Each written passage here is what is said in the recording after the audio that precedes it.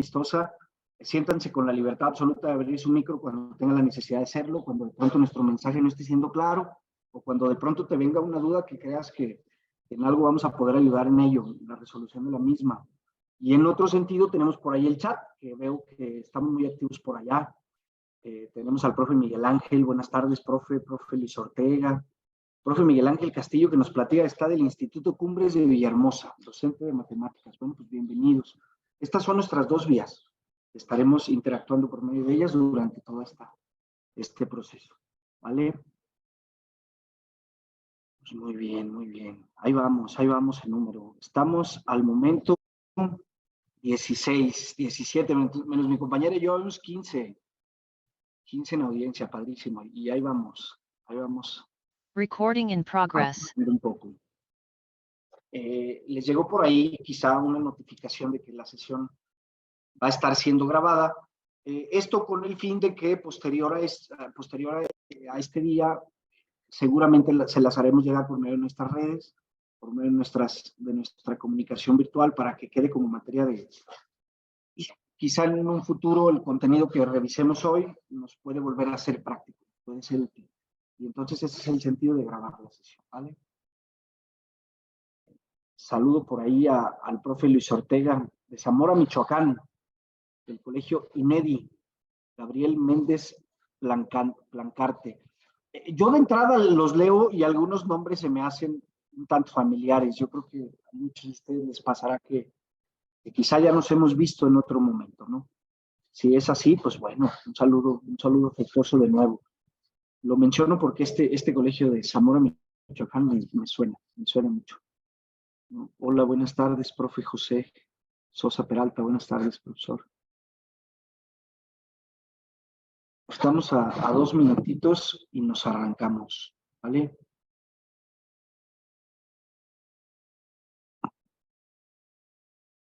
Váyanos comentando en el chat, abriendo su micro, si por ahí tienen dificultades para escucharnos. Eso nos daría mucha pena avanzar sin resolverlo. No sé si ustedes nos pueden ir ayudando con ello, si nos pueden ir comentando, si la voz es adecuada, si se escucha, si nos podemos ver. Está padrísimo, ¿vale?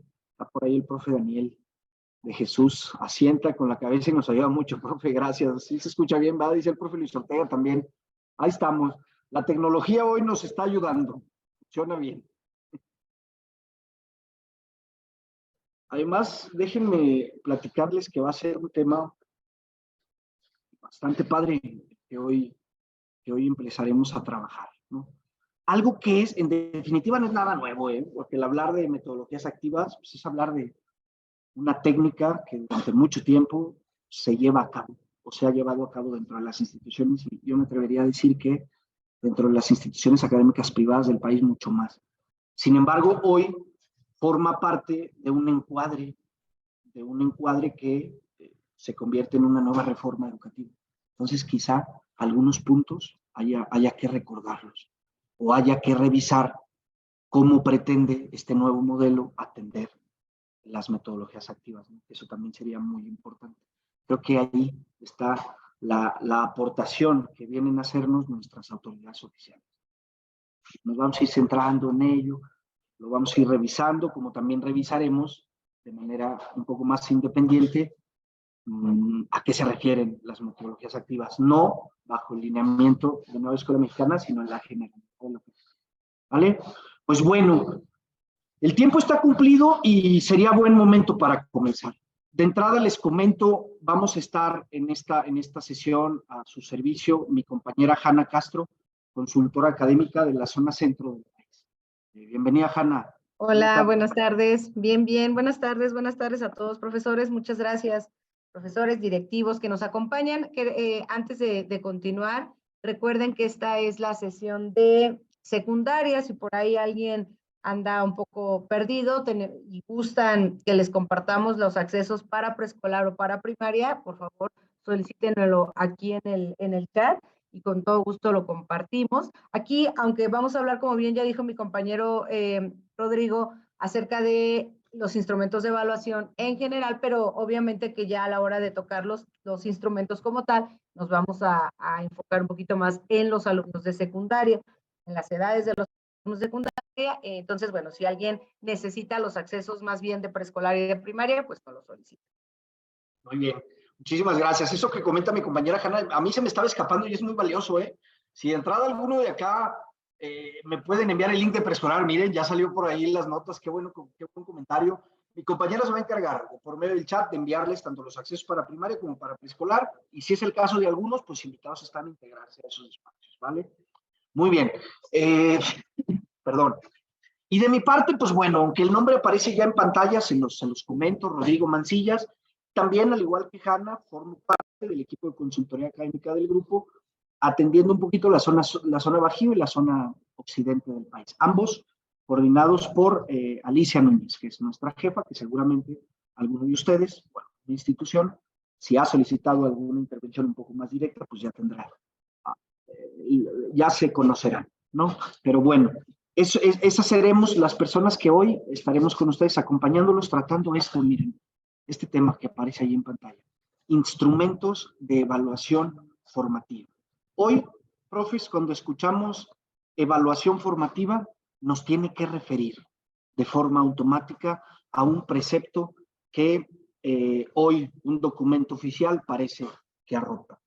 Cuando hablo de un documento oficial me estoy refiriendo al documento de la nueva escuela mexicana, que aunque bien es cierto, al día de hoy, el jueves 19 de abril, todavía no está oficializado porque todavía no está inscrito en el diario oficial de la Federación, pues ¿quién podría negar que la puerta está lo suficientemente abierta para que en un futuro esto se concrete? ¿Vale? Dentro de esa concreción, parece que la evaluación hoy asume su madurez. ¿A qué me refiero con asumir su madurez? Si nosotros, y este es un poquito el preámbulo y luego ya cedemos ahí la palabra para irnos de lleno, ¿vale? Si nosotros recordamos las dos reformas académicas previas, 2011-2017, particularmente en 2011, no solamente la visión de la evaluación cambió, sino la operatividad de la visión también. En el 2011 evaluábamos bimestralmente, ¿vale?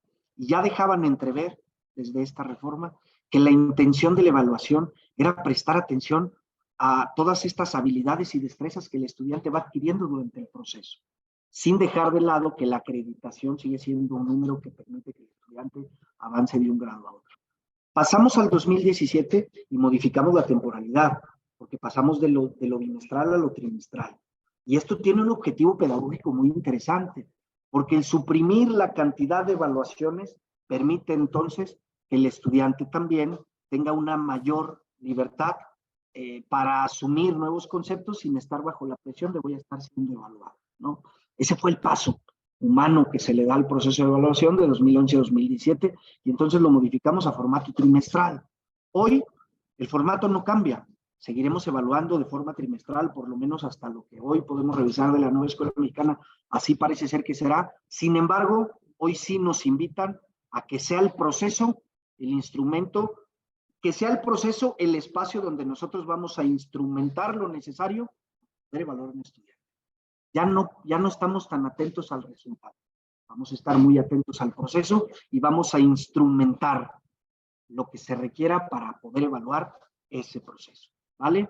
Ese va a ser el tema y el objetivo de la tarde de hoy. Y para ello, pues sería bueno seguir algunos acuerdos. Mi compañera Hanna nos dirá cuáles son algunos de ellos. Así es, bueno, pues estos acuerdos, profesores, ya los habíamos estado trabajando en las otras sesiones. De preferencia, mantener su cámara encendida. Sabemos que a veces por cuestiones de conectividad es complicado tener la cámara encendida, pero en la medida de lo posible para poderlos ver y no sentirnos aquí tan solitos. Ya veo ahí que la gran mayoría tiene sus cámaras, les agradecemos mucho. El micrófono en silencio, como ya lo había comentado. Participen, profes. La idea tampoco es que solamente nosotros estemos exponiendo, justo estamos tratando con las metodologías activas, justo estamos tratando con hacer al participante justo eso, partícipe de un proceso de aprendizaje y cualquier momento, como bien decía Rodrigo, nos pueden interrumpir, levantar la manita, si tienen alguna aportación, alguna duda, lo que surja, enriquece muchísimo la sesión. Y respetar tiempos, también tratar de que nuestras participaciones sean muy concisas para dar oportunidad a que los demás participantes puedan dar su opinión, ¿ok? Entonces, por favor, tratemos de respetar estos acuerdos. ¿Cuál es nuestro objetivo de la sesión? ¿Qué es lo que nosotros buscamos? Como bien ya platicaba Rodrigo algunos puntos importantes, pero en particular, reflexionar sobre la importancia de evaluar en el proceso de enseñanza-aprendizaje para poder reconocerlo como un aspecto fundamental y clave del acto educativo. Creo que estamos nosotros convencidos de la importancia que tiene la evaluación. Sin embargo, hemos pasado por distintos momentos, por distintas etapas dentro de lo que ya comentaban las distintas reformas. Siempre en Santillana nosotros pensamos que se debe evaluar para mejorar. Todos hemos tenido procesos de evaluación. En nuestro trabajo nos evalúan, en todos lados, hasta los que somos papás, nuestros hijos nos evalúan constantemente. Sin embargo, dentro de un proceso formal de educación, estamos en un momento importante para poder cambiar, si verdaderamente queremos cambiar el rumbo de la educación en nuestro país, el tema de la evaluación es un punto fundamental. Necesitamos replantearnos muchas cosas en torno a qué evaluamos, para qué evaluamos, cuál es el objetivo de la evaluación. Y a continuación, Rodrigo nos va a platicar un poquito acerca de esta introducción respecto al sentido de la evaluación. Bien. Oigan, profes, yo espero, de verdad, espero que no los estemos mareando con tanto cambio de voz, pero fue consciente. La conciencia implicaba ahí como que entre cambio de voz, pues ir dinamizando esto. Bueno, miren que justo mi compañera toca un tema importante. Nosotros somos gente de educación como ustedes, profes. La verdad es que hemos decidido profesionalizarnos en ese ámbito porque es una pasión que descubrimos hace mucho tiempo. Yo, por ejemplo, soy pedagogo de formación y el mundo de la pedagogía me ha invitado a recorrer algunas instancias meramente académicas, ¿no? ¿A qué me refiero con esto? Estar en el aula o estar en alguna otra actividad dentro de una institución. Eso me permitió reflexionar en torno a lo siguiente, que creo que nos va a ayudar mucho en la plática y los quiero invitar a que reflexionemos juntos. Vamos a entender un poquito por qué en nuestro país hoy se habla de evaluación formativa y por qué en nuestro país durante mucho tiempo se habló de evaluación sumativa. Y como pedagogo adelanto, yo no estoy casado con una ni con otra. Me parece que ambas son herramientas útiles en cierta temporalidad y en cierto espacio geográfico. ¿A qué me refiero con esto? Vámonos al pasado, profes, todos los que estamos aquí, y recordemos nuestra instancia en la primaria. Vamos a recordarnos en este momento de la primaria. Y quizás si nos recordamos en este espacio de primaria, la pregunta que nos lleva a la máxima reflexión debe ser: ¿cuánto acceso tengo yo al conocimiento estando? Si yo regreso al tiempo, soy consciente del hecho de que si yo no le pongo atención a mi docente, voy a tener fuertes dificultades para poder tener conocimiento en mi sistema cognitivo.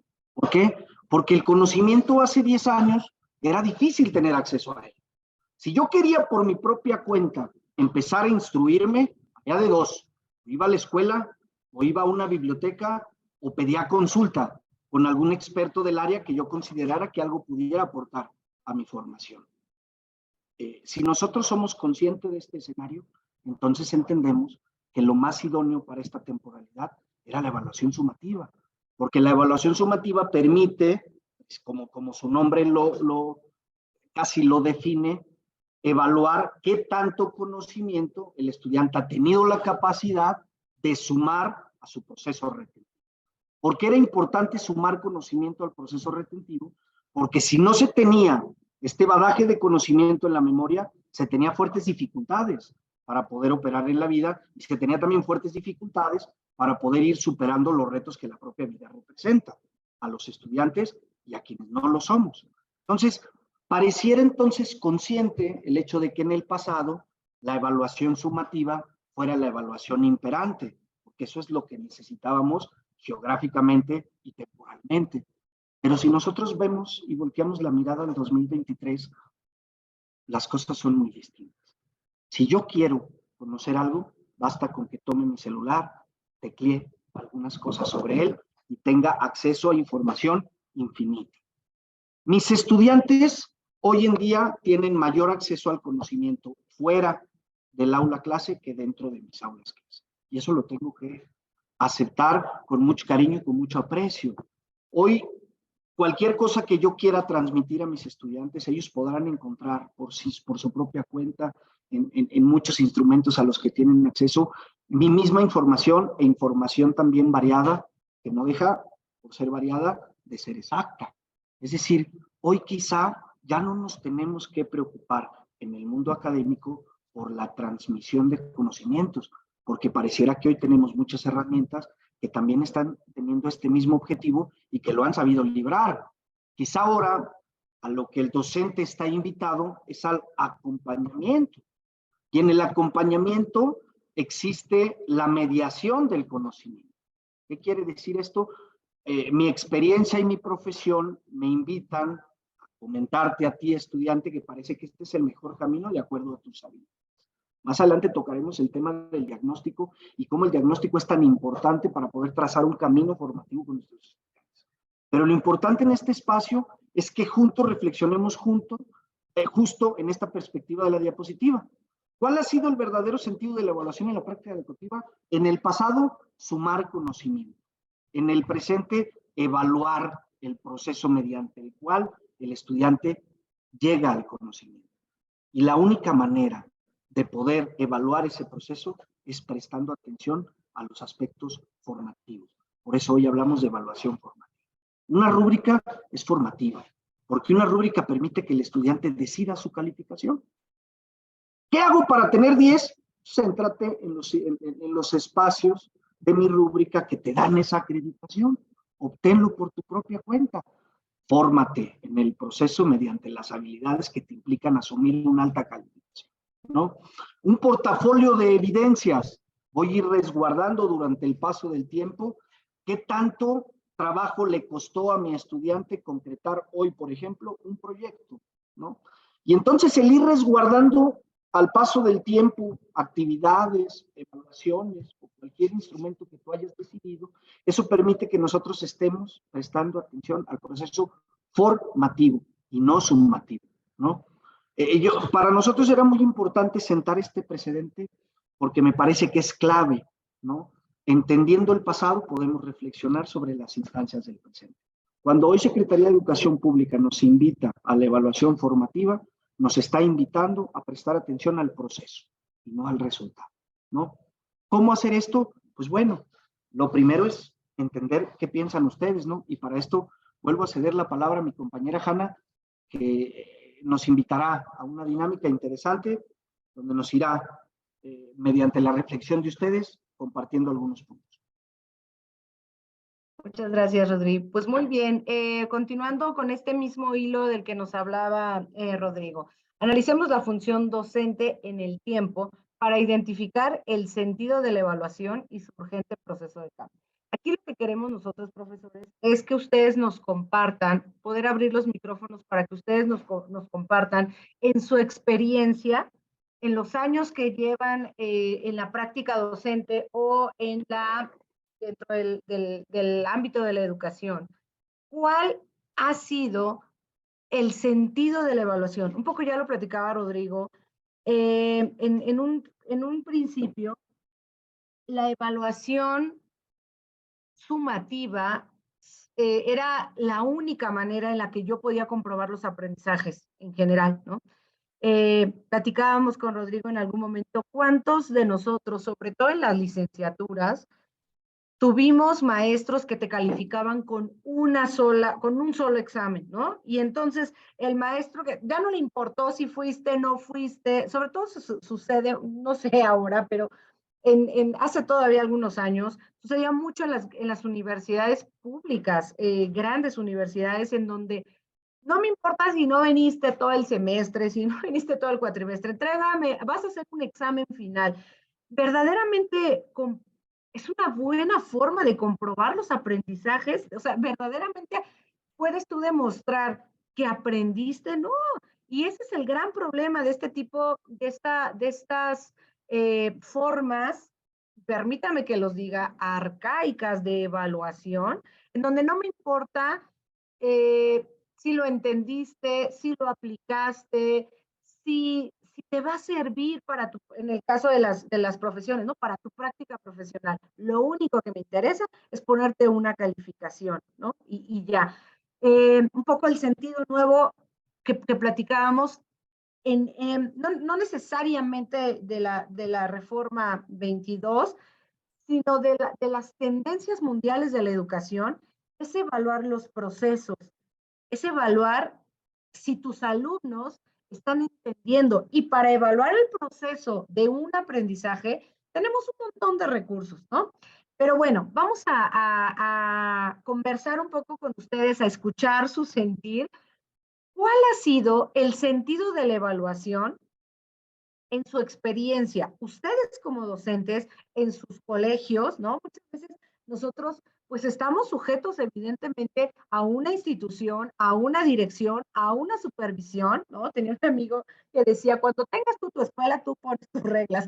Y así es, efectivamente, nosotros estamos sujetos a una organización formalmente establecida, incluso a la propia Secretaría de Educación Pública, que nos dice, a ver, cuáles fueron las calificaciones. Se reduce mucho a esto, ¿no? Entonces, bueno, ¿quién quisiera participar en cuanto a su experiencia, en cuanto a su sentir en torno a la evaluación? Venimos desde hace ya 10, 15 años en el mundo de la educación tratando de cambiar las cosas, tratando de buscar nuevas formas, nuevos caminitos para que nuestros alumnos aprendan, pero terminamos cayendo en las evaluaciones sumativas. El día de la evaluación, el día de la firma de boletas, hay colegios que las semanas de evaluación es todo un acontecimiento, ¿no? Entonces, con quien guste abrir su micrófono o levantar la manita, con todo gusto, nosotros le damos la palabra para que nos platiquen un poco acerca de su experiencia en torno al sentido de la evaluación y si ustedes consideran que se necesita un cambio. Si ustedes consideran, ¿y qué les gustaría? Así vamos a ponernos utópicos. Imagínense un mundo ideal en ustedes digan, a mí me gustaría que la evaluación fuera así, o que incluso desapareciera, o ¿cómo le hacemos para comprobar los aprendizajes de nuestros alumnos? Adelante, profesores. ¿Quién nos quiere compartir? O si quieren escribirlo en el chat y nosotros lo leemos con todo gusto. ¿Cuál ha sido su experiencia en los colegios en donde han trabajado en torno al proceso de evaluación? ¿Por qué pareciera que el fin último de la educación es la evaluación? ¿Por qué hemos arrastrado durante tanto tiempo con estos pensamientos? ¿Qué creen ustedes? ¿Qué se les ocurre? Bien, a ver, vamos a escucharlos. A ver si por ahí tenemos. Pueden escribirlo en el chat o levantar la manita. Por ahí ya tenemos una manita levantada. Profesora Vanessa, adelante. Buenas tardes. Mire, algo muy curioso que quiero compartir. Desde mi experiencia docente, pero más que docente, creo que a veces hay que reflejarnos primero cómo fuimos a la escuela. Yo recuerdo que desde el nivel primario, que es donde recuerdo, hasta el nivel preparatoria, la mayoría de las veces era lo que usted mencionaba, únicamente el examen, y si sacaste 8, 8, si sacaste 7 es porque no sabes o porque más o menos, y si tienes el 9, 10 es porque eres de los alumnos excelentes, ¿no? Sin embargo, algo muy curioso que me pasó a mí fue cuando yo estudié la licenciatura. En la universidad donde yo estudié llevaban 2 tipos de procesos de evaluación. Ellos le llamaban uno evaluación continua, donde abarcaba los trabajos, las participaciones, exposiciones y todo lo que había que entregar. Y estaba la evaluación escrita, que era el examen. Entonces, te asignaban una calificación a la continua y te sumaban otra al examen. Digamos que eran como que 2 calificaciones. Y al final estas 2 calificaciones se sumaban y se dividían entre 2 y ese era tu promedio, ¿no? Entonces, desde ahí, bueno, para mí estaba bien porque a veces digamos, en el examen te pones nervioso o aunque hayas estudiado, a veces todos estos factores puedes, socioemocionales y situacionales que a la hora enfrentes pueden intervenir muchas veces en una evaluación escrita. Entonces no es como que tan concreto de que, mi alumno sí siempre participa y en el examen 8 es que no aprendió o sí aprendió. Entonces como que no hay coherencia entre esa parte. Cuando yo ya ingreso a trabajar en lo que es el área de preescolar, el área de preescolar es menos, como que menos técnico, ¿no? Te da más amplitud de evaluar al niño. Bueno, en la parte escrita no escribe su nombre, pero sí lo identifica y es lo que tú plasmas. Sí identifica su nombre. Falta, obviamente, que lo escriba. Entonces ahí viene como que el nivel a cuál pertenece el alumno. Entonces, ya de toda esa, mi propia experiencia como estudiante y ya todo lo que viví en cuanto a la docencia, digo, una evaluación debe saber dónde el niño requiere de más atención, qué es lo que el niño requiere. Si tu objetivo era que escribiera e identificara su nombre y solo lo identifica, entonces tu objetivo es lograr que lo escriba.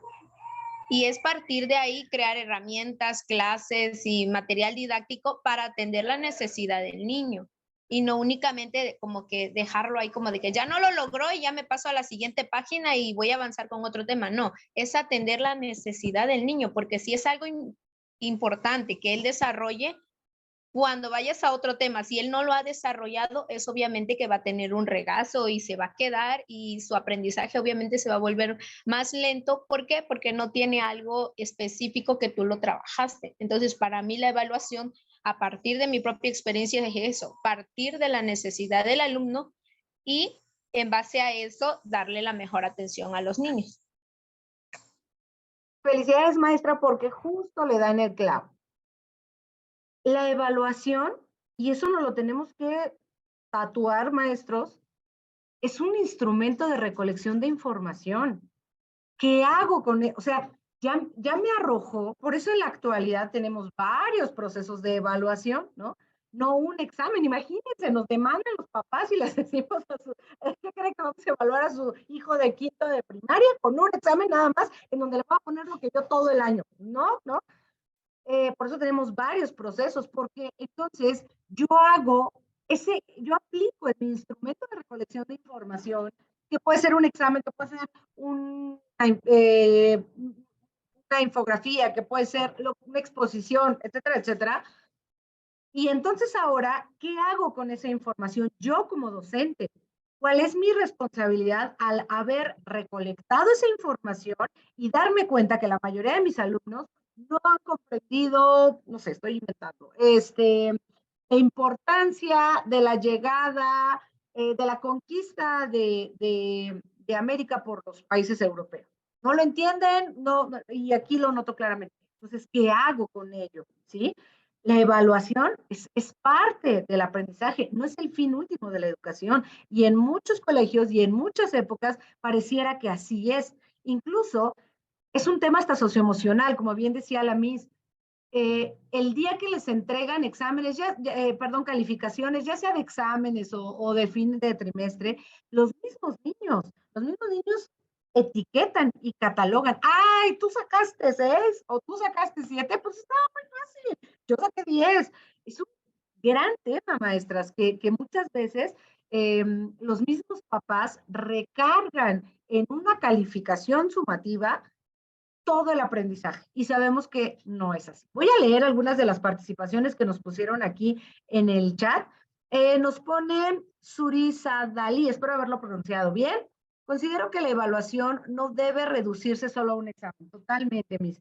En todo el proceso de enseñanza-aprendizaje se puede evaluar y hoy contamos con diferentes herramientas para evaluar. Creo que los exámenes tienen su lugar en el proceso de aprendizaje totalmente, porque de alguna manera también se debe evaluar qué tanto conocimiento adquirió el alumno, incluso qué tanto conocimiento adquirió puede ser de manera de memoria, ¿no? De manera no técnica. Esa es una parte, ¿no? Pero yo lo puedo comprobar a través de varias vías. Y a mí como docente también me brinda un panorama para buscar diferentes estrategias para que el alumno adquiera mejor el conocimiento. Muchas gracias, maestra. Nos pone también Natalia Hernández. La función docente es esencial en el proceso de evaluación, pues es quien de primera instancia reconoce las habilidades de los alumnos. La evaluación ha cambiado en función de las habilidades que se requiere desarrollar en las nuevas generaciones. Totalmente de acuerdísimo, maestra. Por ende, un examen para evaluar no es funcional, puede ser parte de, pero no determina qué tanto mi alumno entendió o hasta qué punto aplica lo aprendido. Muchas gracias.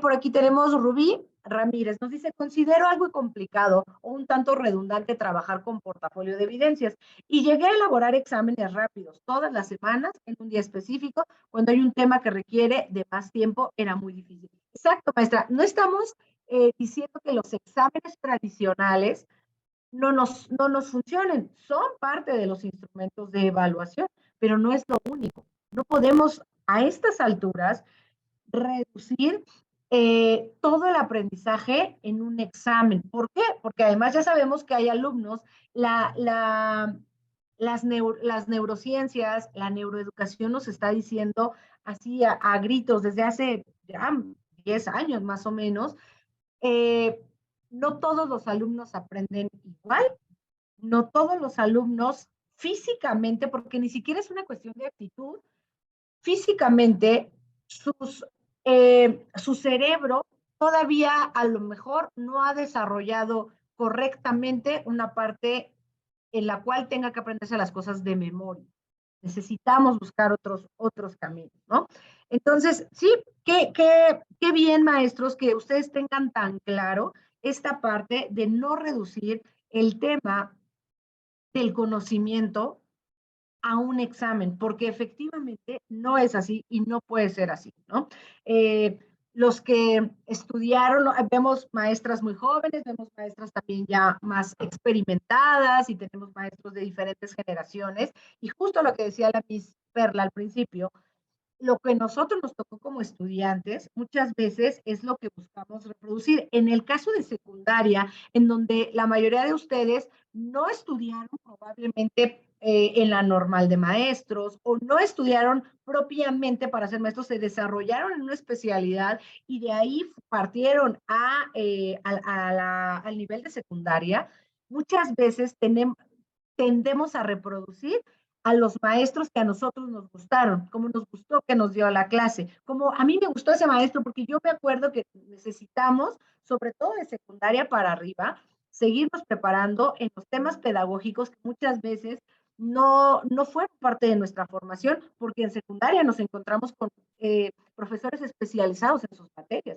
Entonces, hay que tomar mucho estas experiencias, esto que nos platican los otros profesores, para poder entender que no podemos reducir a un examen, incluso tampoco podríamos reducir a un solo instrumento la comprobación de los aprendizajes de nuestros alumnos. Entonces, como si, ¿okay? Bien, no sé si alguien más quisiera participar. Por aquí veo manita. Una manita. Profesor Miguel Ángel, adelante. Buenas tardes a todos. También es importante recalcar el momento en el que aplicas o colocas una evaluación. ¿Por qué razón?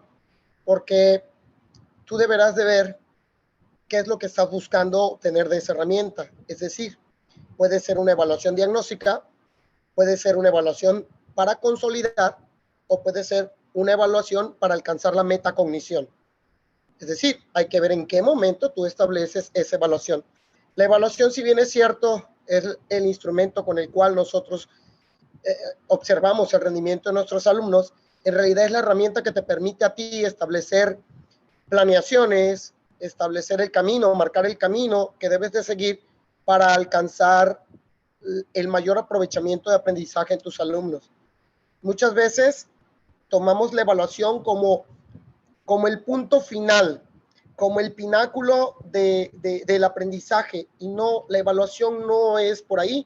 La evaluación es un instrumento más y que puede ser, esa evaluación puede utilizarse a través de muchas estrategias, proyectos, portafolios, quizzes rápidos, actividades lúdicas, incluso hasta juegos, crucigramas, depende de lo que tú quieras alcanzar, ¿no? La evaluación es la herramienta que tú como maestro tienes para ver cómo van tus alumnos. Así es, profesor. Cerró muy bien el comentario del profesor Miguel Ángel. ¿Qué es lo que queremos lograr? ¿Qué tipo de aprendizajes queremos lograr? Hay cosas que se tienen que aprender en memoria, entonces buscaremos las estrategias, ¿no? Yo siempre pongo el ejemplo de las tablas de multiplicar. No hay de otra más que aprendérselas de memoria. Ahí sí no hay manera. Podrás buscar muchas otras formas para que se las aprendan, pero no hay más. Muchas gracias, profesores, por su participación. Y le doy la palabra a mi compañero Rodrigo para el siguiente punto. Ya me escuchó, ¿va? Creo que sí. Estuvo riquísimo esta parte anterior, esta reflexión a la que nos invitaba Hanna y las participaciones en el chat del profesor Miguel. Cómo poder estar en desacuerdo, ¿no? Con quien ha vivido la educación en carne propia y la experiencia le permite establecer un discurso, ¿no?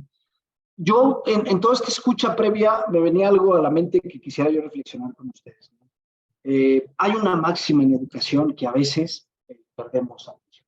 ¿Cómo poder evaluar aquello que desconocemos, ¿no? Todo en el proceso educativo parte del diagnóstico. Hay por ahí un pedagogo español que nos invita a una reflexión intensa cuando nos dice hay que reconocer por qué nuestros estudiantes dicen lo que dicen, por qué nuestros estudiantes hacen lo que hacen. Y para eso me parece que es fundamental la aplicación de un diagnóstico. Pero más allá de reflexionar largo tiempo respecto a lo que el diagnóstico como teoría define, me parece que hoy hay que prestar atención a qué elementos del ser humano hay que evaluar. Personalmente creo que un proceso de evaluación sano, un proceso de evaluación integral, va a permitir que yo obtenga de mi estudiante 3 datos. Cómo funciona su cerebro, cómo funciona su estado socioemocional o sus principios socioemocionales de su vida, y algo muy importante, cuál es el camino por el que mejora. ¿A qué me refiero con cada uno de ellos? A veces, cuando nos llegan los estudiantes al aula, nosotros nos dedicamos a evaluar específicamente el conocimiento previo que el estudiante ha adquirido en el año anterior. Y le pongo un examen escrito. Y en el examen, evidentemente, lo que voy a poder detectar es cuánto de ese conocimiento el muchacho tuvo la capacidad de poder resguardar en la memoria. Y eso va a ser muy significativo. Pero más significativo sería el que yo pueda percatarme de si el estudiante tiene el perceptil para definir o que le permita encontrar las habilidades para enfrentarse a nuevos retos. ¿A qué me refiero por eso? El tan llamado coeficiente intelectual, por ejemplo. Si yo le aplico una prueba de coeficiente intelectual a mis estudiantes, yo puedo, desde esa prueba, definir si los contenidos del año van a ser un proceso que mi estudiante puede alcanzar o los objetivos del año van a ser un proceso que mi estudiante no puede alcanzar. ¿Por qué? Porque hoy esos instrumentos me permiten detectar variantes. Hoy el trastorno por déficit de atención es una red dentro del aula. Y esa condición requiere una instrumentación muy específica para poder ir evaluando el proceso mediante el cual el muchacho va a mejorar, ¿vale? Pero si yo no tengo ni siquiera conciencia de que esta condición existe dentro de mi salón de clases, ¿cómo puedo evaluarlo? O mi proceso de evaluación, ¿cómo considero que puede ser consciente? Si ni siquiera me he detenido a analizar cuál es el perceptil intelectual de los niños que tengo frente a mis ojos, ¿vale? Hace algunos años existió un pedagogo que nos habló de las inteligencias múltiples. Las inteligencias múltiples son un camino para el aprendizaje, son un camino. Hay algunos que somos más visuales, hay algunos que somos más auditivos, hay algunos que somos más cinéticos, hay algunos que interiorizamos en nosotros, hay algunos que prestamos atención a los procesos de interiorización de los demás. Ese es un camino. Si yo le aplico con lo suficientemente bien hecho a mis estudiantes, yo necesito detectar cuál es el camino por el cual ellos se sienten más cómodos y por cuál va a ser menos rígido llegar a las ideas, ¿no? Si mi estudiante es visual y mi clase es muy oral, pues quizá mis procesos de evaluación vayan a determinar que tengo un mal estudiante, cuando en realidad es mi técnica la que le está impidiendo aprender, ¿vale? Por eso es tan importante diagnosticar a los muchachos, saber quiénes son, cómo funciona su sistema cognitivo, y algo muy importante y que nos ayuda mucho hoy las instancias públicas, y con esto cedo la palabra a mi compañera Hanna para que nos hable de otro proceso de evaluación, el tamizaje, profes. Hoy nos acercamos a una instancia pública como el DIF y le pedimos que vaya a nuestras instalaciones para el mes de agosto, que estamos recibiendo a los niños, y les aplicamos una prueba de tamizaje. Y con la prueba de tamizaje, nosotros podemos encontrar si el niño va a tener una condición socioemocional que lo vulnere de entrada para que su proceso cognitivo esté centrado en el aprendizaje. Si mis papás se están divorciando, mi vida está más centrada en resolver ese proceso que en aprender matemáticas. Si tengo un hermano nuevo en casa, mis emociones están jugando un papel más importante que mis procesos cognitivos. Si yo no reconozco humanamente cuáles son los procesos que están viviendo mis estudiantes, discúlpeme que lo diga, pero no tengo derecho a evaluarlos.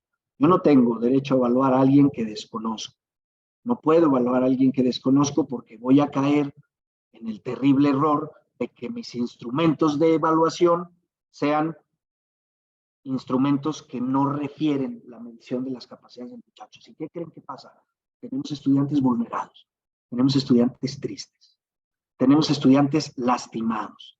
¿Por qué? Porque creen que no pueden alcanzar metas, cuando en realidad las metas no están diseñadas para ellos.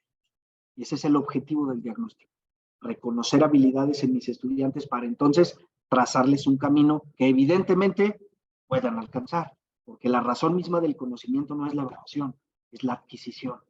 Entonces, en la medida en que yo logre que mis estudiantes adquieran conocimiento, estoy haciendo una gran tarea, ¿no? Evaluación formativa, Hanna, ayúdanos en esa reflexión. Bien, pues ya realmente, profesores, también es un poco puntualizar esta parte que hemos estado platicando desde el inicio.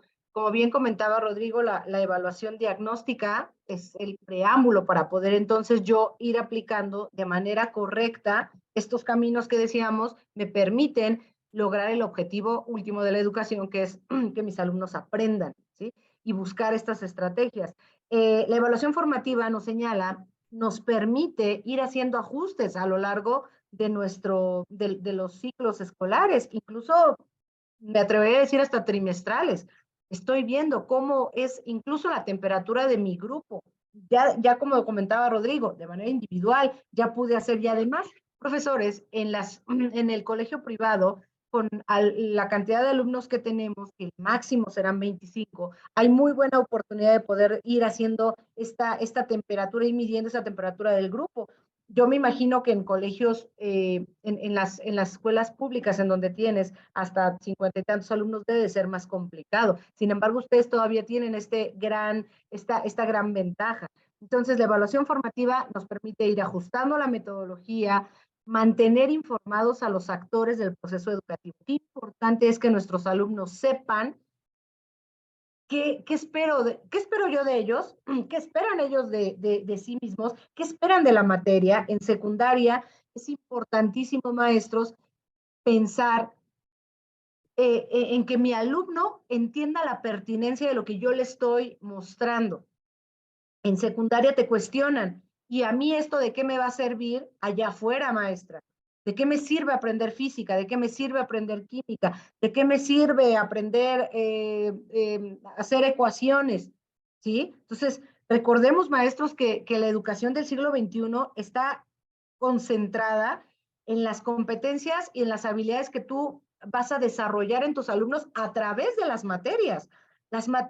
Cuando sus alumnos pidan trabajo en unos años, no les van a preguntar en qué año llegó Hernán Cortés a Veracruz a fundar un ayuntamiento, qué habilidades y competencias desarrollaste para la vida.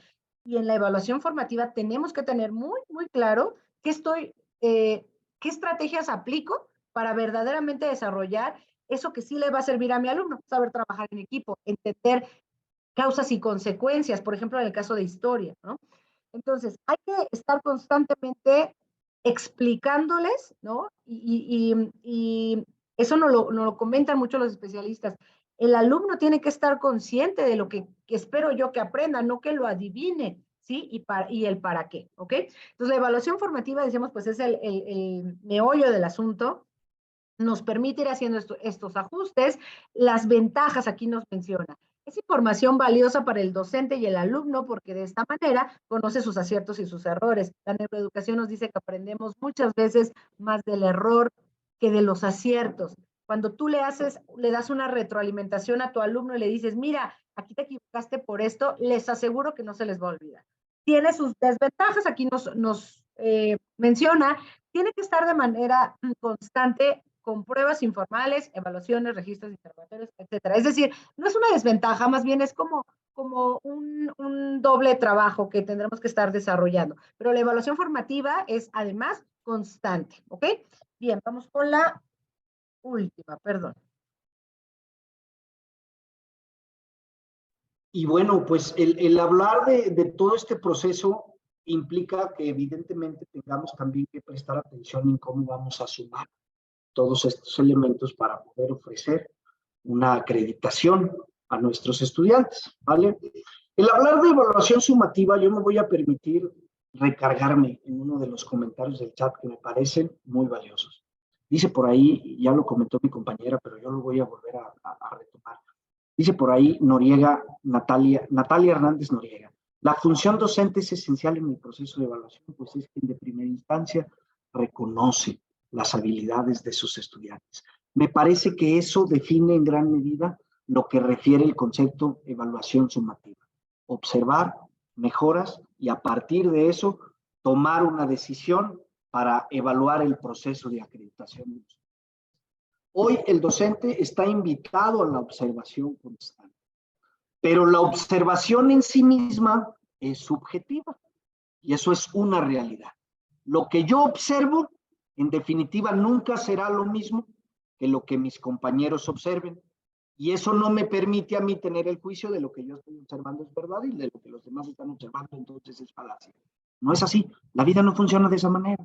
Si nosotros queremos quitar esta subjetividad del proceso de evaluación, tenemos entonces que crear instrumentos que permitan que esta sumatoria de habilidades sea lo suficientemente clara para mí como también para mi estudiante.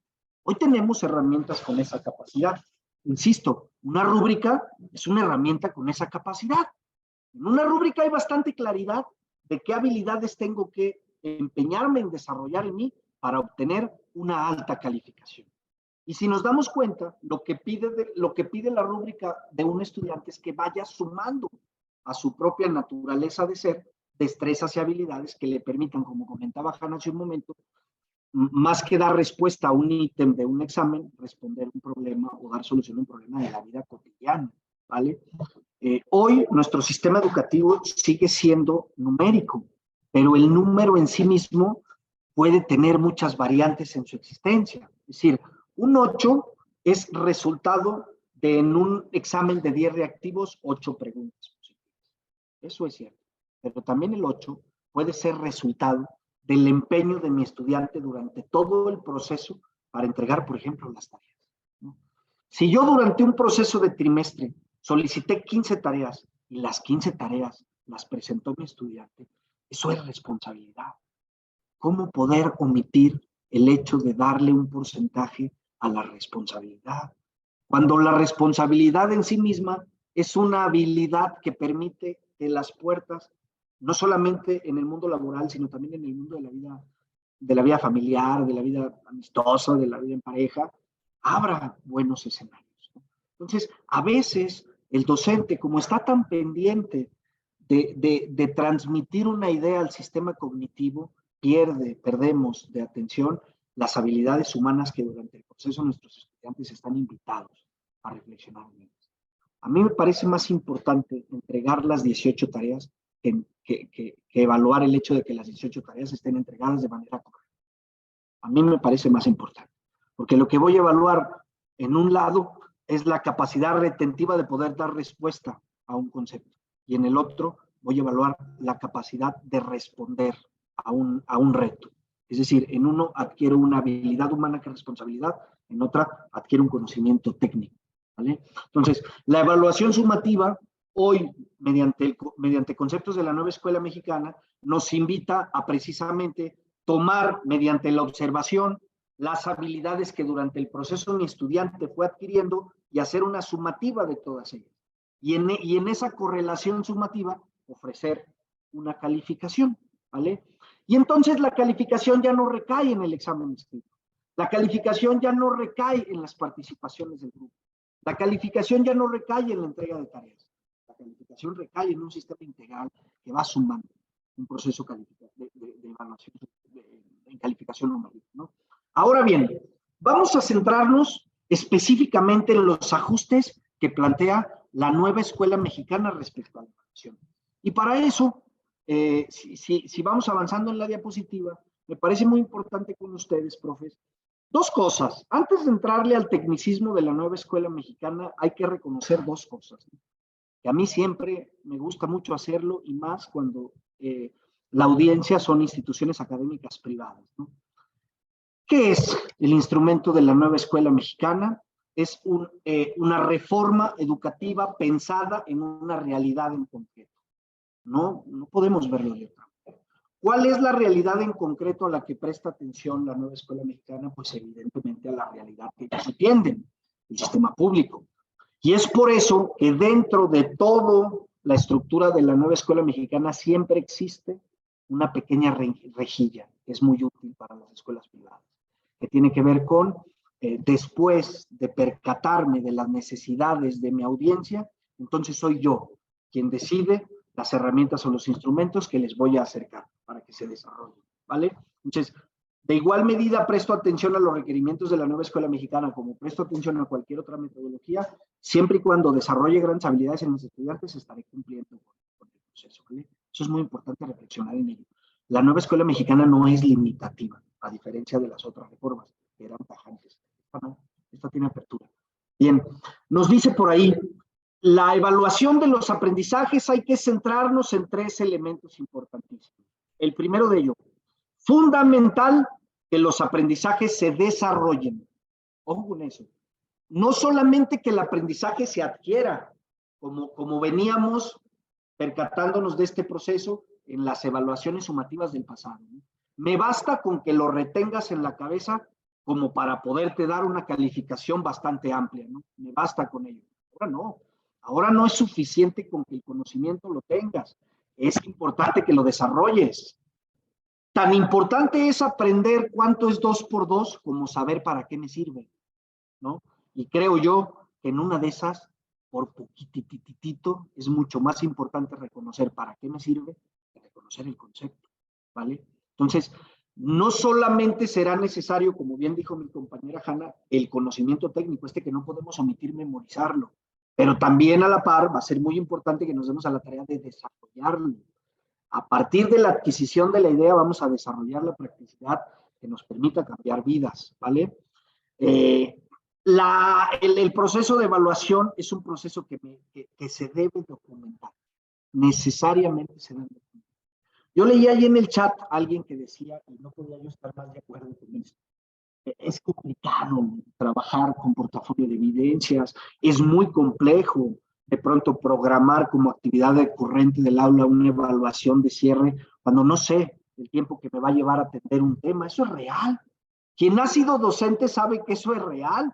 En esas palabras hay realidad, pero quien ha sido docente también reconoce que eso no me permite tener omisiones, ¿no? No es lo suficiente, el argumento no es suficiente como para poder omitir el instrumento, ¿vale? ¿Por qué? Porque hoy necesitamos documentar nuestros procesos de evaluación. ¿Por qué? Porque tenemos estudiantes con otras características. Tenemos estudiantes que se cuestionan, tenemos estudiantes críticos, y el estudiante hoy necesita saber por qué razón un sujeto decidió ponerle 8 y no 9, o por qué razón decidió ponerle 10 y no 5, ¿vale? Y para eso, la única herramienta con la que vamos a contar para poderlo sentar frente a nosotros y decir, pues es que tu calificación se obtuvo de esto, es documentarlo, ¿vale? ¿Es el portafolio de evidencias el instrumento por naturaleza que me permite documentar cosas? No, por supuesto que no. Hay muchos instrumentos, muchos más, pero hay que emplearlos. Hoy más que nunca la nueva escuela mexicana nos invita a la didáctica constante. ¿Qué es la didáctica? La creación de instrumentos de evaluación. ¿Cuáles? Pues por un lado tenemos los que ya existen, pero el docente es un creador por excelencia. A lo mejor y se te ocurre crear un instrumento de evaluación y la cosa cambia, ¿no? Muy bien. Vamos avanzando, Hanna. Y vamos avanzando porque vamos a reflexionar en algo que hemos extraído de un documento oficial. En el punto 6.3 del documento de la Nueva Escuela Mexicana, que sigue siendo un documento de trabajo, es un documento donde nos podemos entrar en algo que le llaman la evaluación de los aprendizajes. Ojo, Secretaría de Educación Pública es un ente regulador, pero no es un ente determinante. Regula las entregas y los tiempos y las formas del proceso educativo del contenido, ¿vale? El contenido lo deciden las instituciones de acuerdo a la realidad que atienden. Los tiempos los establece Secretaría de Educación Pública para mantener un acorde proceso del sistema educativo, ¿vale?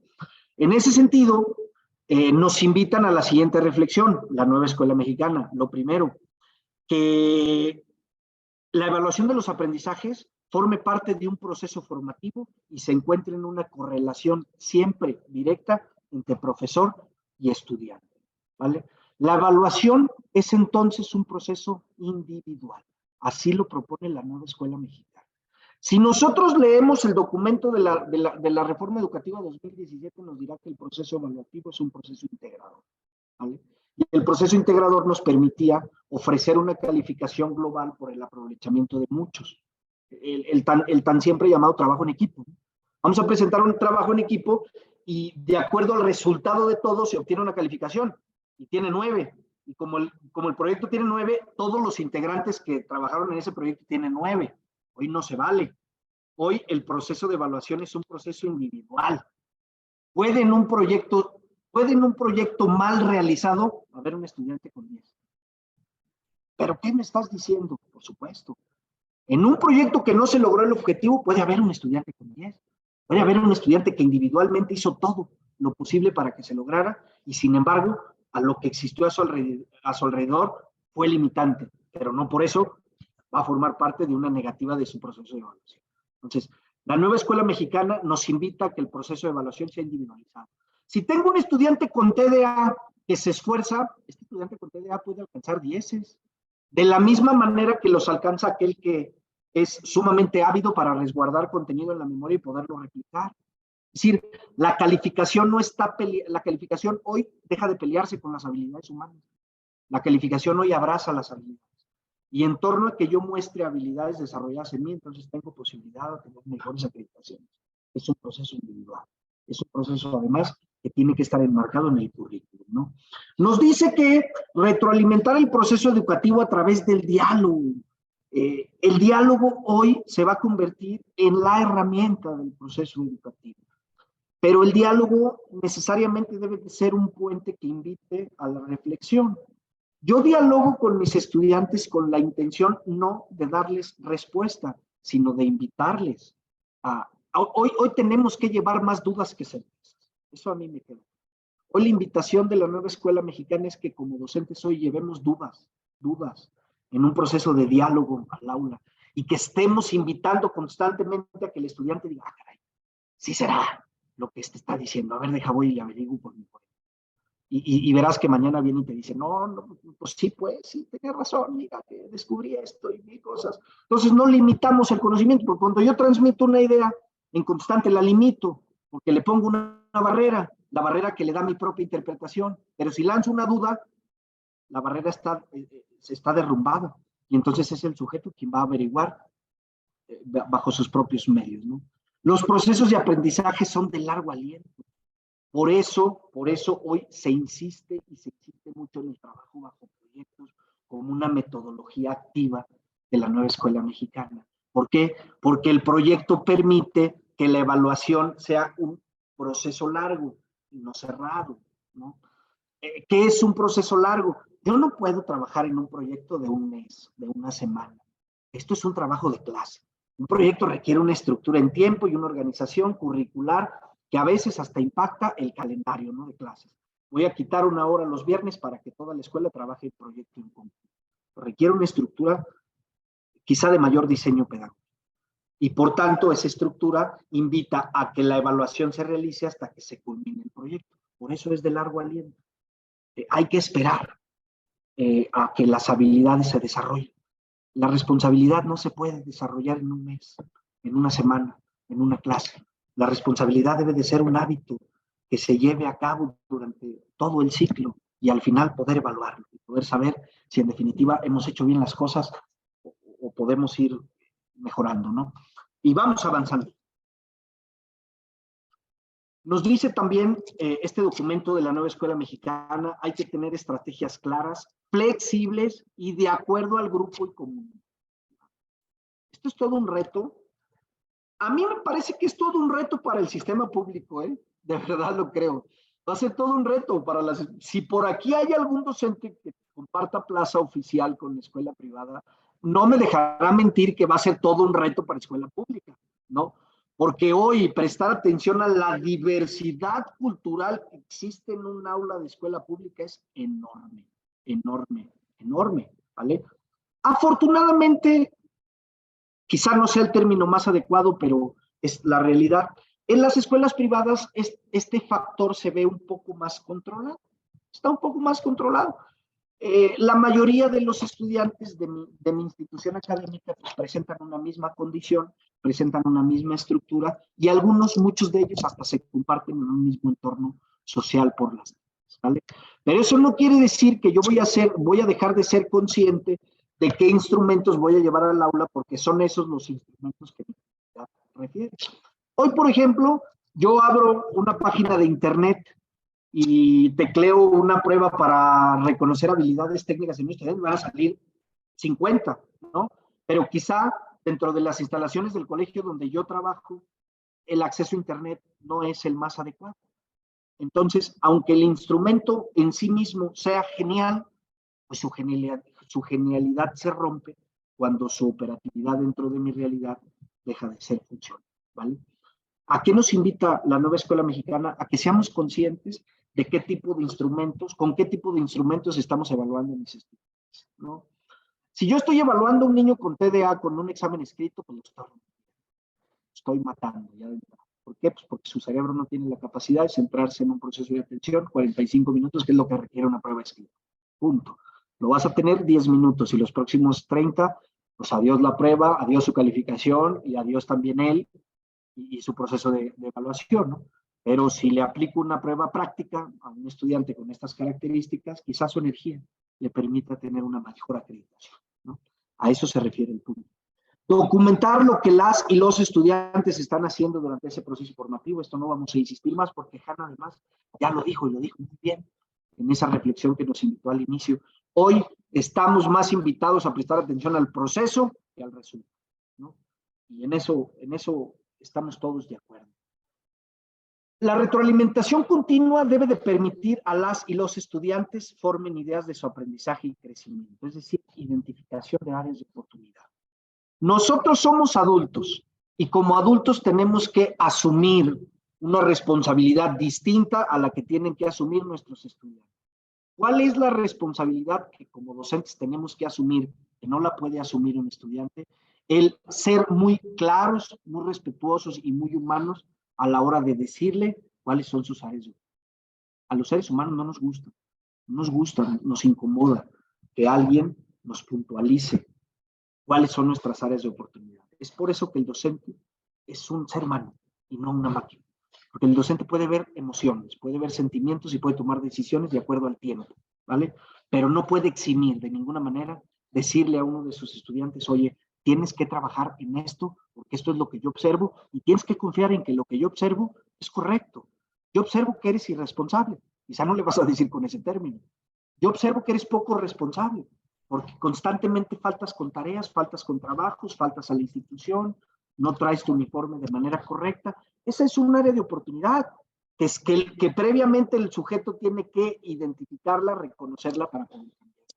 Y es entonces el docente el que, mediante la observación, constantemente está identificando esas áreas de oportunidad en sus muchachos, ¿no? Y avanzamos, creo que por ahí vamos a ir cerrando con este apartado que es muy técnico, muy CEP, ¿no? Y esto nos va a permitir culminar con ello. Si nosotros quisiéramos contextualizar en un mapa la nueva escuela mexicana en lo que respecta a los procesos de evaluación, me parece que esto es lo más claro, que hasta el momento, hasta el día de hoy, 19 de abril del 2023, este es un chiste local de consultoría académica que Hanna no me va a dejar mentir, porque si hoy lees el documento de la nueva escuela mexicana y lo lees la siguiente semana, va a haber cambios. Eso sin duda, es un documento en construcción. Entonces, hacer cambios hoy, me parece que hay que evaluarlo 2 veces, porque va a haber más cambios. Si hoy viene una editorial a tu colegio y te dice, te llevo un libro que está adaptado a la nueva escuela mexicana, yo te apuesto a ti 1,000 pesos a que no es cierto, ¿no? Y que se abran las apuestas. ¿Por qué? Pues porque el documento todavía no está. No puedes vender algo sobre algo que no está, que no existe, ¿no? Está en construcción. Bien. Momento de la evaluación. Evaluación formativa. ¿A qué se refiere CEP? ¿A qué se refiere Nueva Escuela Mexicana cuando habla de evaluación formativa? Seguimiento a los procesos de aprendizaje, documentación. Trabajar con, ya lo dijo Hanna hace un momento, trabajar con el error como estrategia didáctica. Trabajar con el error como estrategia didáctica. Antes trabajábamos con el acierto como estrategia didáctica. ¿Cuánto es 2 más 2? 4. Entonces tú estás bien. 6, tú estás mal. Vete a estudiar porque ¿cómo va a ser 6? No.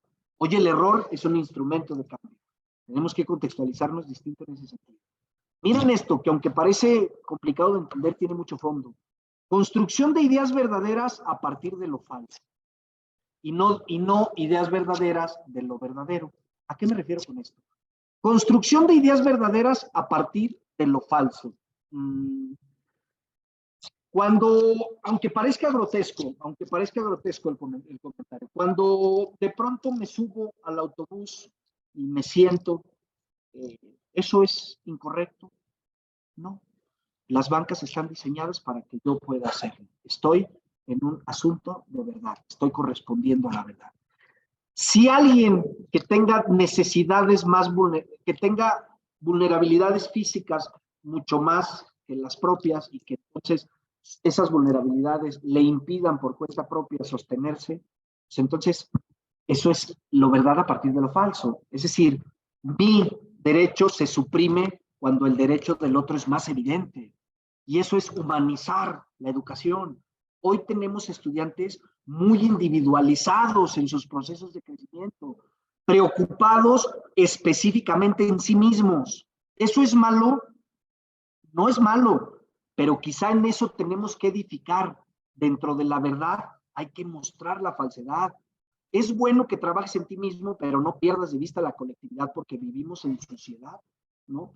Es bueno que estés tan preocupado por traer conocimiento a tu sistema cognitivo, pero también trabaja en tus habilidades humanas. Hazte un sujeto sensible, hazte un sujeto resiliente, hazte un sujeto colaborativo, ¿vale? Entonces, desde esas verdades absolutas que hoy tenemos en educación, vamos a tratar de edificar y vamos a construir no solamente estudiantes muy capaces acá arriba, sino también muy capaces en su lado humano, ¿no? En eso, históricamente, hay que decirlo, mucho nos han ayudado las instituciones académicas privadas en humanizar a los estudiantes, ¿no? Cada uno con sus respectivos elementos, ¿no? Se realiza la mejora durante el proceso y no cuando concluye. Mucho hemos hablado de esto, ¿no? Hay que prestar atención a los procesos más que al resultado de los mismos. La acreditación sigue igual, profes. No se va a modificar, o por lo menos no a la fecha. Vamos a seguir teniendo 6-10. ¿Se acuerdan que en algún momento de la reforma se habló a cambiar letras? A, B, C, D, C, una cosa así. Ya no. Hasta a la fecha, la acreditación sigue siendo un proceso numérico, ¿no? Un proceso numérico que además va a otorgar un certificado. La única forma en que un estudiante adquiere un certificado de primaria, pues es acreditando con más de 6 todas sus materias curriculares del plan académico. Y la calificación tiene la función de determinar la promoción, pero no el proceso de aprendizaje. Esto es interesante. Esto es muy interesante. Porque esto abre puerta a que si tú quieres reprobar un estudiante, pues, hacer una tarea muy compleja. ¿Por qué? Porque si bien es cierto, tu calificación 5 más 5 más 5 de 3 trimestres dan por consecuente un proceso de no promovido, a partir de ahí se va a revisar el proceso. Es decir, profe, te van a llamar de Secretaría de Educación Pública, específicamente de profesiones, y algunas autoridades te van a pedir que constates por qué razón el estudiante tiene un 5. Es decir, del proceso de aprendizaje que debió de llevar en el primero, segundo y tercer trimestre, muéstrame por qué consideras tú que debe repetir años. Es decir, no me vas a hablar de calificaciones numéricas, sino de habilidades no adquiridas. Y esto, profe, si no tenemos una constante resguardo de este tipo de documentos que nos permitan sostener un no acredita, es tan sencillo como que Secretaría va a decir, no, profe, no cumples con los elementos para reprobar a este estudiante y qué pena, lo mando al siguiente grado. Eso es lo que sucede. En nuestro país se cree que la reprobación no existe. No es cierto. En nuestro país lo que no existe son los elementos que justifiquen la reprobación, ¿no? Yo durante algún tiempo de mi vida tuve la oportunidad de trabajar de manera un poco indirecta con Secretaría de Educación Pública y eso era una realidad. Cuando dentro de supervisión revisábamos los casos de gente con calificaciones reprobatorias que tenían que recursar año, te dabas cuenta que el docente no cumplía con el portafolio de evidencias para poder sostenerse. Y evidentemente, 5 más 5 más 5 no te dan. En consecuencia, un instrumento que diga, pero me reprobó el primer examen, el segundo y el tercero. Pues sí, pues, pero ¿y en todo ese proceso qué hiciste para que no lo reprobara? ¿No? Eso sería muy interesante. Pues bien, eso es lo que Nueva Escuela Mexicana nos invita, ¿no? Pero evidentemente el hablar de instrumentos de evaluación es hablar de una cosa mucho más grande, a la cual mi compañera Hanna, déjenme decirles, es experta en materia. Y pues,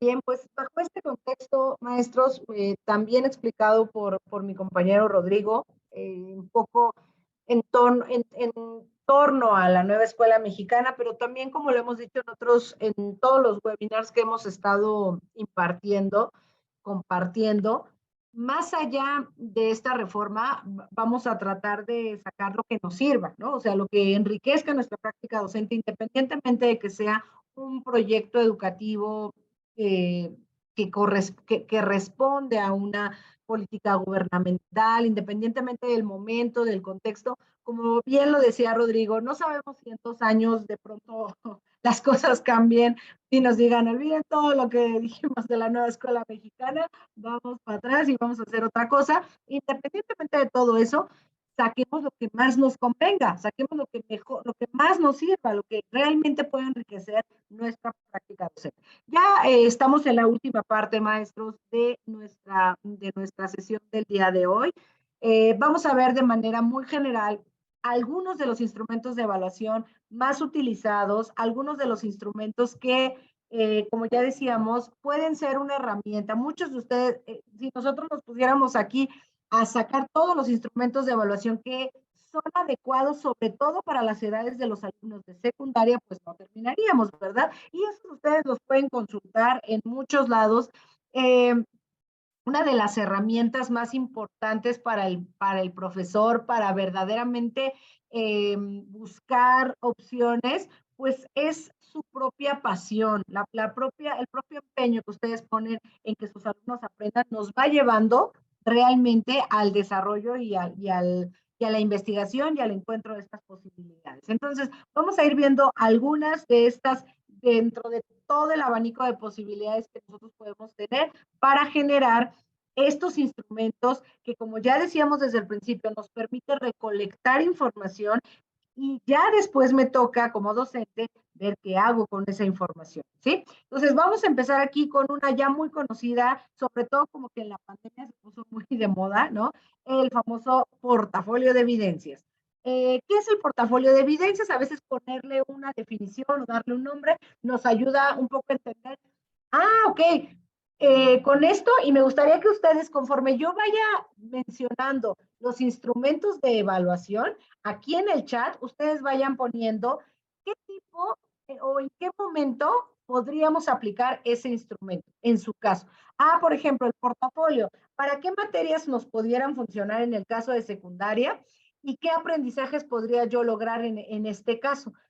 Como bien decía el profesor al principio, perdón, Miguel Ángel me parece que era quien comentaba, ¿qué es lo que yo quiero evaluar? Y conforme a esta consigna de qué es lo que yo quiero que mis alumnos aprendan o qué es lo que yo quiero evaluar de este proceso de aprendizaje, aplicaré determinadas instrumentos. Entonces, empezando con el portafolio, ahí me vayan a ir, mientras yo voy dando esta brevísima explicación, vayan poniendo en el chat ¿en qué momento se les ocurre o en qué momento ustedes lo han aplicado y que les ha funcionado? Es un concentrado de evidencias estructuradas que permite obtener información valiosa del desempeño de los alumnos.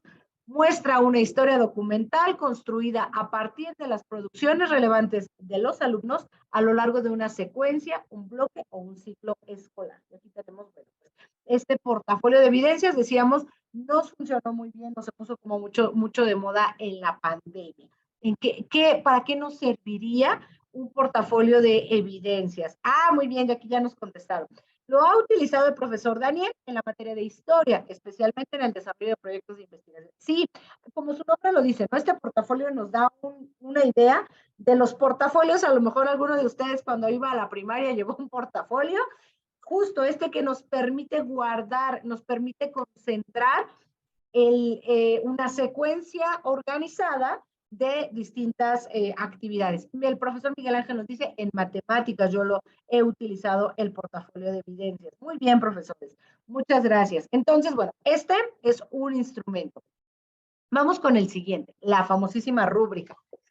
Pero además, bueno, ahorita vamos a ir viendo los demás instrumentos de evaluación, cómo estos también nos van a servir para poder complementar los otros. ¿Qué es la rúbrica?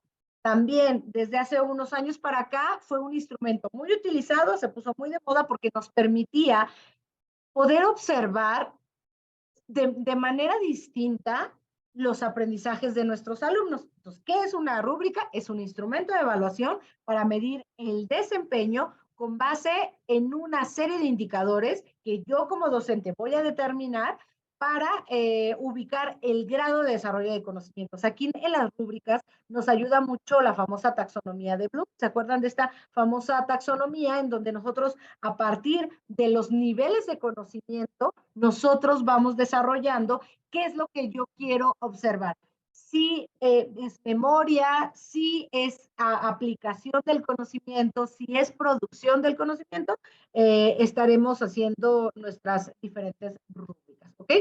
Bien, el diseño de la rúbrica debe considerar una escala de valor descriptiva, numérica, alfabética. Da mucha claridad las rúbricas, maestros. A los alumnos también les da mucha claridad. Tú le pones una rúbrica en donde yo te pongo con cinco indicadores, y el alumno, tú perfectamente y claramente le puedes decir, no cumpliste con este, entonces por eso tienes esta calificación. Nos ayuda muchísimo a aclarar. Y el propio alumno, si tiene ya su rúbrica en su cuaderno, pídanle que la imprima, lo que sea, va a ir él mismo diciendo, sí, la verdad es que no cumplí con esto y por eso mi calificación fue tal, ¿no? Generalmente se presenta en una tabla que en el eje vertical incluye los aspectos de evaluar y en el horizontal los rangos de evaluación. Aquí el profesor Miguel Ángel nos dice, creo que se refería no sé si a los portafolios o a las rúbricas, ahí pónganme, se ha utilizado en matemáticas haciendo un videoclip, explicando los métodos de factorización. Se observa la verbalización, yo creo que aquí en la rúbrica, la verbalización y el manejo de los conceptos, así como los procesos necesarios para resolverlos. Muchas gracias, profesor Miguel Ángel. Entonces, este siguiente es la rúbrica. Tenemos la también famosa lista de cotejo. Generalmente se organiza en una tabla que solo considera los aspectos que se relacionan con las partes relevantes del proceso y los ordena según la secuencia de realización. Esta también nos sirve a nosotros, pero si nosotros ya en el nivel de secundaria, en el cual nuestros alumnos son conscientes y que nosotros tenemos que no solo concientizar, sino hacer responsables de su propio proceso de evaluación, ¿sí? Que ellos mismos vayan teniendo en cuenta los aspectos que se van a evaluar. Incluso con las propias listas de cotejo, maestros, se puede hacer una autoevaluación. A ver, conforme a tu trabajo, escrito, tarea, proyecto, lo que se les ocurra, ¿cómo te evaluarías tú? ¿No? Y entonces esto genera, la verdad es que muchísima confianza. Nos dice la maestra Rubí, utilicé la rúbrica para evaluar en inglés la producción oral y exposiciones. Perfectísimo, maestros. Muy bien. Muy bien, entonces esta es la lista de cotejo, que decíamos podemos utilizar para asignar las partes relevantes de un proceso de evaluación. Aquí tenemos el ejemplo en donde podemos nosotros desarrollarlo, ponemos el nivel, asignatura, etcétera, el aprendizaje esperado, y los criterios de evaluación. Observa las acciones que afectan a la naturaleza durante el recorrido y aquí nosotros ponemos nuestros indicadores, insuficiente, suficiente, satisfactorio o destacado. Como ya decíamos, al final tenemos que poner una calificación, ¿no? Una calificación sumativa, pero que esta calificación sea resultado de varias, o sea, ya tuviste esta calificación porque apliqué este instrumento, este otro, y este fue el resultado de lo que yo considero que es el resultado de tu aprendizaje. ¿Bien? Muy bien. Los organizadores gráficos, que ya en el nivel secundaria, la verdad es que los alumnos tienen un montón de ideas, pueden además ya hacer en Canva, en Genial y en muchas plataformas que son muy divertidas para ellos, poder hacer unas producciones muy padres y muy creativas. Entonces, ¿qué es lo que nos permiten los organizadores gráficos? Permiten organizar la información de una manera visual. Sabemos que nuestros alumnos generacionalmente tienden mucho a llamarles la atención estas producciones que tengan colores, que sean vistosas, que sean atractivas para ellos. Entonces, hacerla, ya sea manual, cualquier organizador gráfico, facilita el aprendizaje, permite comparar datos, ordenar acontecimientos y sobre todo darle estructura a su información. Si ustedes incluso les dejan, no sé, leer un libro X que sea literatura universal, ¿no? Y después les dicen que hagan un mapa mental o que hagan una infografía del personaje que más les gustó. O en historia, por ejemplo, funciona también muy bien porque permite justo aterrizar la información, ¿sí? Les permite ordenar, les permite bajar la información visualmente. Además, hay muchos, tenemos mapas conceptuales, cuadros sinópticos, infografías, mapas mentales, etcétera, las propias líneas del tiempo, ¿sí? Y la verdad es que muchas veces sus alumnos los van a sorprender con producciones muy padres. Entonces, hace rato les comentaba, ¿cómo puedo evaluar un organizador gráfico? Lo puedo evaluar con una rúbrica o lo puedo evaluar con una lista de cotejo, ¿sí? Porque entonces, ¿qué elemento? No voy a calificar al que tiene la letra más bonita, ¿no? ¿Qué sí voy a evaluar? Bueno, que tengas una idea central, que desarrolles, vamos a suponer, la Revolución Mexicana. Causas, consecuencias, personajes principales. Yo qué sé, ¿no? Lo que yo quiero como docente, enfatizar en este gran mundo del conocimiento en el que nos encontramos, ¿ok? Entonces, esta es otra posibilidad también. Las grabaciones de audio y video, que también ahorita les encantan a los alumnos porque además hay muchas posibilidades ya hacer TikToks, crear páginas de Instagram con el tema. Yo muchos años he dado clases a nivel licenciatura y una vez me puse muy creativa y les dije a los alumnos, a ver, para evaluar un bimestre, hagan la producción que ustedes quieran, en donde me demuestren los contenidos, ¿no? Del tema X, lo que ustedes quieran. Quien quiera hacer un audio, quien quiera hacer un video, quien quiera hacer un podcast, quien quiera hacer una infografía. Hay unos que dicen, yo me quiero quedar con el ensayo típico tradicional, ¿no? Y eso es lo que a mí me funciona. Va, hazlo. Para ti como maestro es muy divertido evaluar diferentes formas, porque es muy cansado revisar 20 trabajos similares, ¿no? Vamos a suponer que dejamos un ensayo.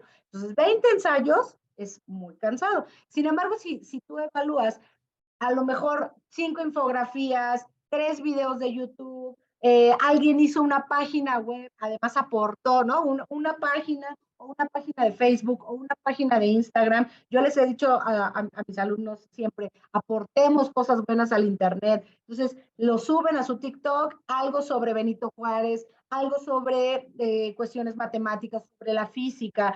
El chiste está aquí en que nosotros permitamos el famoso asombro en nuestros alumnos, que desarrollen esa capacidad de enamorarse del conocimiento, ¿no? Entonces, ¿qué genera las grabaciones de audio y video? Decíamos, muchos de nuestros alumnos les interesa la tecnología, les gusta mucho editar ahora también sus videos, ya además es muy fácil y muy accesible, no tenemos que tener así como los grandes programas carísimos, ¿no? La verdad es que ya es muy fácil y también se pueden ustedes sorprender. Grabarse a sí mismos nos dice explicando lo que entendieron sobre un tema, una lectura, y no solo lo que concierne a la adquisición de conocimientos, sino también a la hora de evaluar su expresión oral, su capacidad de poner en orden sus ideas. Es buenísimo el que ustedes los dejen hacer una producción de esta naturaleza, ¿no? Ya estamos con la tecnología inmersa dentro del conocimiento, entonces, bueno, apliquémosla de la mejor manera. El debate también funciona muy bien. Igual, ¿cómo lo puedo evaluar? A través de una lista de cotejo, a través de una rúbrica, ¿sí? Y se ponen muy interesantes. Los alumnos de secundaria que ya también están socializando incluso su propia socialización política, ¿no? Entonces, no los minimicemos, no los hagamos como pensar que nuestros alumnos de secundaria son chiquitos, no, ya están en una edad también en la que ellos pueden desarrollar una opinión y en la que están además en la construcción de sus opiniones personales. Entonces, los debates también funcionan muy bien como parte de los instrumentos de evaluación o de las actividades que nosotros podríamos desarrollar dentro de nuestra aula. Y la verdad es que a los alumnos les gusta mucho, aprenden mucho también de las experiencias de los demás. Y bueno, como les decíamos, profesores, pues hemos llegado al final. Aquí solamente son algunos de los instrumentos de las infinitas posibilidades que ustedes pueden encontrar. Vamos ya cerrando. No sé si mi compañero Rodrigo quiera comentar algo antes de concluir o alguno de ustedes. Nada.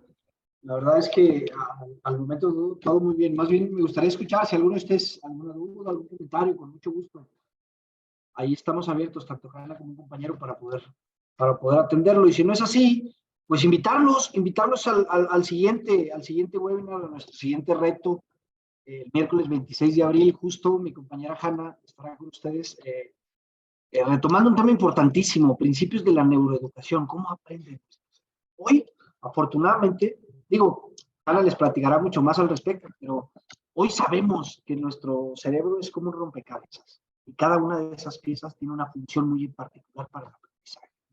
Hay una parte de nuestro cerebro que retiene información, hay una parte de nuestro cerebro que hace analogías con la información, hay una parte de nuestro cerebro que retiene, que contextualiza, que argumenta, ¿no? Entonces, todo eso iremos descubriendo de la palabra y del contexto de Hanna el miércoles 26 de abril, hora Ciudad de México.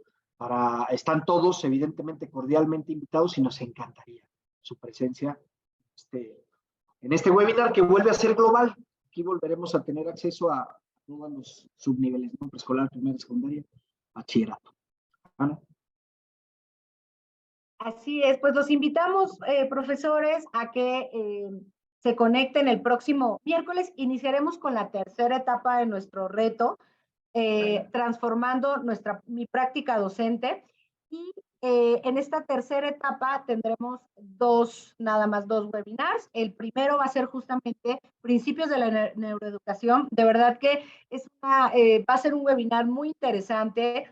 En la medida en la que nosotros vayamos aprendiendo cómo funciona el cerebro de nuestros alumnos, vamos a poder encontrar justo estos canales en los cuales van a permitir que el aprendizaje se desarrolle de una manera interesantísima. Vamos a hablar de neuromitos también, muchos de estos neuromitos que tenemos tan internalizados que pensamos que son verdad y que las recientes investigaciones nos dicen que creen que no es cierto, que así no funcionan las cosas. Entonces, los invitamos, va a estar muy interesante. El próximo miércoles a las 5:30 les compartimos ahorita, Rodri, si puedes, la liga. Yo no me puedo salir aquí de la pantalla que estoy compartiendo, pero ahí sí puedes compartirla. Y pues agradecerles, profesores, no sé si tengan alguna pregunta, alguna duda, algo que quieran comentar, para pues ya ir cerrando esta sesión del día de hoy. Y en esa invitación de preguntas y respuestas, yo aprovecho para comentarles que tienen en pantalla un pequeño código QR. Les agradeceríamos enormemente si acercan su celular a él y nos ayuda con las respuestas, una breve encuesta que en él aparece, o si lo consideran más práctico, en el chat también hay una liga por ahí que tecleándola las lleva o los lleva directamente a esta encuesta. En Santillana creemos en que podemos ir mejorando al paso del tiempo y qué mejor forma que mejorar en correlación a lo que ustedes pueden observar como áreas de oportunidad. Para eso, nuestras encuestas, porque es muy importante sus comentarios para nosotros. Y retomando un poquito e invitando a la participación a la sesión del próximo miércoles 26, sepan que en Santillana creemos profundamente en las neurociencias, al grado de que hoy todos nuestros esfuerzos están puestos en crear materiales educativos que puedan fortalecer esta visión que me parece hoy en la actualidad pues es la herramienta más idónea con la que podamos contar. Entonces, invitados a que le echen también un ojo a las distintas marcas que tenemos en el grupo, compartir una de ellas con asombro, es un excelente material y que están invitados ustedes a revisar, ¿vale? Pues bueno, muchísimas gracias, encantadísimo y encantadísima también Hanna, yo hablo por ella, ¿va? Pero yo estoy seguro que también está encantada de haber estado con ustedes. Muchísimas gracias, profe Daniel, maestra Rubí, Rubí Ramírez, Auri, Estela y Natalia Hernández. De verdad que somos conscientes del esfuerzo que llevó estar 2 horas en pantalla y se los agradecemos de verdad particularmente, ¿vale? Muchísimas gracias a todos por la atención. Ahí estamos, Hanna. Recording stopped. Muchas gracias, profesores. Que pasen una excelente noche. Los esperamos para el próximo miércoles, por favor, y pues aplicar lo que estamos aprendiendo en todas estas sesiones webinar. Que pasen muy bonita noche. Los esperamos. Muchas gracias. Gracias, bye.